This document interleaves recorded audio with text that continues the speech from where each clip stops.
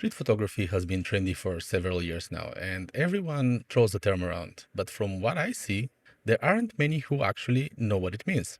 And it is basically applied to all kinds of work that have nothing to do with street photography. So today, I want to clear that confusion and draw a line between what street photography is and what isn't. Everything that I have learned about street photography throughout the years boils down to one simple truth. Street photography is an art form of the candid. When you start hanging out in street photography circles, we often hear about the decisive moment, that one moment that cannot be replicated and makes the photograph special.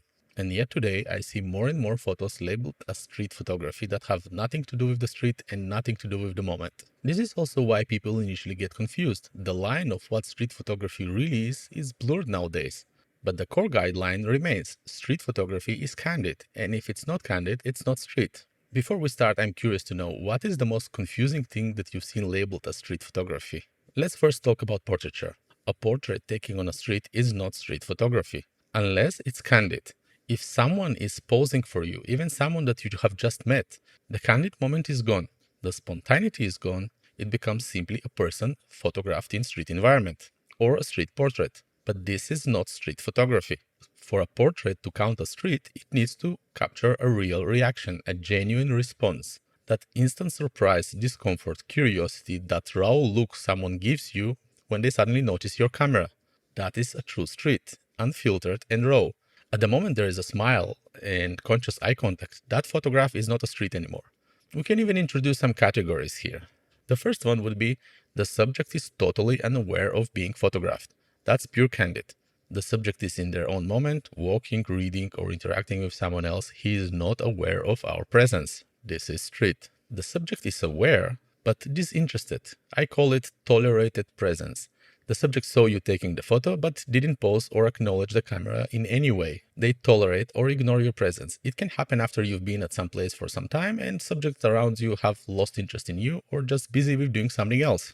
This still counts as street because the primary action and emotion were not for the camera. Whatever you're capturing there is genuine.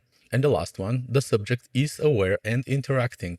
If the subject is actively posing, smiles directly at the camera, or stops their action to engage with you, this is not street. Something that I see very often is people would justify post-portraiture as a street genre by attaching famous names to it. And what do I mean by that? You look at Bruce Gilden's work and you see some post-portraits there. And you immediately say, well, Bruce is doing these post-portraits and he is a street photographer, so this is street.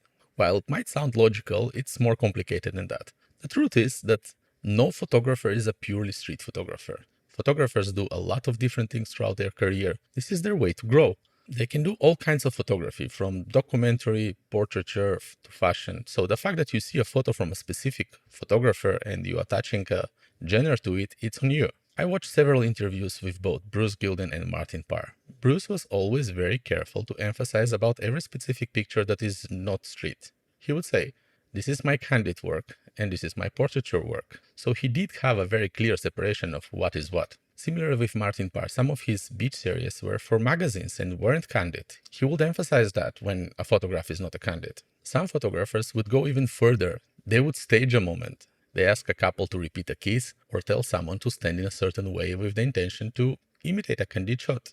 That is not street as well. And when these photographers are called out, they say, well, why do you care? No one will know, or everybody is doing that. Well, you know. But there's a thing. Street photography is built on honesty. Once you fake a moment, it stops being street. What makes it different than studio photoshoot? Yes, sometimes you will be able to fool others, but never yourself. And no amount of likes, awards, or praise can fill that gap. You will always feel that you lied. It is fine to pose a subject, but if you pose a subject, just don't present it as street photography and be honest about it. Integrity is an essential part of being a street photographer. Remember that. But where does the line blur? There is one area that confuses people more than anything. The moment after the candid shot. Often a street moment is captured and the subject notices you, and you capture a second shot. That second post photo is great memory, but it's not street photography. The first photo, the one that captured the unguarded, authentic moment, that is street. The second post-interaction photo is a collaboration. It might be a great documentary portrait that comes from a street moment, but it lacks the core element of the genre, the unaware subject and the unpredictable moment. We must be careful not to confuse the goodwill of the interaction with the definition of the art. When you ask for permission or you receive a voluntary pose, the process has shifted from finding a moment to making a portrait, and that is not street. Now you might ask, what is pure street photography? At its core, street photography is about the moment. Fleeting, unpredictable, unrepeatable, it has to be honest. That is what attracts people to that genre. It's its honesty. We have enough of manipulated photography, and now with AI, it becomes even worse. That honesty is what makes street photography such a pure art form. Now let's answer some other questions regarding street photography that comes up often. Can we photograph street photography without people? Well, yes, we can, but the human presence should be felt. A shoe left behind or any other mundane scene, but these should carry the same pulse of human life. There are photographers who are less comfortable photographing people, or there are some legal restrictions in their countries, so they just focus on traces of life, not life itself. And it is a valid approach. Again, if you don't stage it, if you start organizing objects to have a nicer composition, what you do is still life photography, not street photography. So it must be real, authentic, untouched. And how about animals? We often see photographs containing animals in street photography collectives. Well, street animals are part of the street and can be street photography too, but only when they're integrated in that street setup. A dog closing his eyes with his paws, a dog and a cat interacting in a very funny way, a pack of cats that looks like a rock band, a nun interacting with a pigeon. All these speak about them, but also about their urban environment. If you isolate the animal from human environment, it turns into simple animal or pet photography. Context here is everything. You can clearly see that it is less about the subject itself, but more about the context, the environment where the action is actually happening. And again, moment. Look for that moment. Now let's touch about the modern branches of street photography, the ones that really raise questions amongst photographers. The first one is graphic street photography. In this genre, the human element will usually be anonymous and often very small, just used as a figure to complete the geometry of the frame. These are usually captured by using the fishing street photography method, when a photographer is carefully choosing a certain place where he can see a nice composition and just waits for someone to enter the frame to add that human element. It's less about moments, more about light, shape, form, and visual tension. But it's still street, because those small traces anchor the photo to life in a public space. Think Van Gogh or Pinhasov. Both were using people as design elements within chaos, not protagonists. So the genre is accepted. How about abstract street photography? Such thing exists. Strip away the story and focus on perception, reflections, color, interplays, a human element lost in puzzles of the street. Think of Soul Later. For him, the street was almost a state of mind, not just a location. He would often use long lens focusing on abstract representation of the street, focusing on the form, light, and colors rather than the subject itself. So it is still street if it comes from real public life, glass, shadow, motion, blur, or the other street elements.